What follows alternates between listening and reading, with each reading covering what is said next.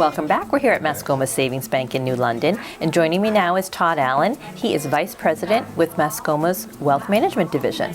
Hey, Lynn. Thanks for joining us. Oh, it's my pleasure. We get an update from you every year. Yep. So some things to talk about this year. Tell me what your typical client profile looks like. On the investment management side, our typical client is someone in their 50s or higher, retired probably, or getting close to retirement, thinking about retirement. Yep. Typically, they don't have what we call W-2 income. You know, they're getting their income not necessarily from working for a company anymore. Yeah. And they're worried about preserving their wealth, not necessarily growing their wealth, and making sure that it's there for the long term for their retirement age. On the brokerage side, we really work with adults of every age.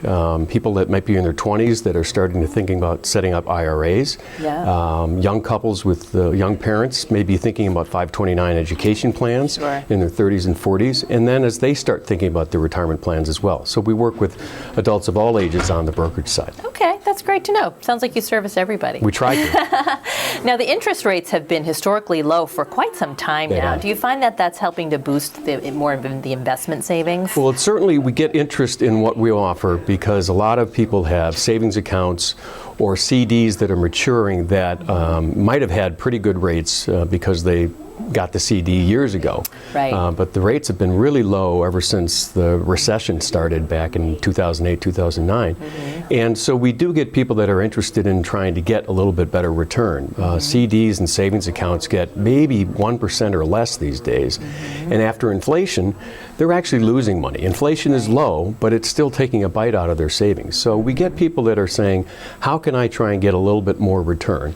And we're happy to work with them, but they have to take a little bit of risk to get a little bit more return. Right. But having said that, there's some very conservative funds that you could go into with smaller risk. That's right. Because of course those people, particularly the older people, are trying to protect that nest egg. That's right. There's dividend paying stocks, what they call the blue chip companies that pay pretty consistent dividends, so you get a yield off of that. And those stocks, you know, they can go down when the market goes down, but they tend not to be as volatile as a high tech stock or something like that. Sure. And people like you are watching it. Absolutely. And that's part of the reason why we give our money to smart people like you. If you sat watching the ticker every day, us mere mortals, it would make you crazy, I'm sure. Right. Well, and there's a lot of people that just don't understand the market, right. and it would take time to try and figure out what to do. And that it really is a major role that we play, is to be on top of things and what's going on in the market, in the environment, and making adjustments accordingly. Right, each and every day you're doing that in and out. Talk to us about fees a little bit, because I think people are confused about what type of fees might be in an account like that. Well, on the investment management side, typically the managers charge a percentage of the assets that they're managing. And that's something that you really do want to pay close attention to, because that eats into the whatever return you get, some of that's going to the manager. So you have to pay pretty close attention to what that fee is, because it will eat you. On the brokerage side, there are things like loads on mutual funds or commissions on trades. And you can look for, try and be efficient there with no-load mutual funds.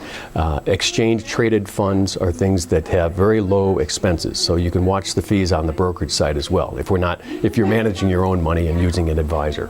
Okay, that's great. And an advisor like yourself would be able to say, this company has got this percentage, this company's got that, and that's all part of the equation when you pick what you're going to invest in. So, great.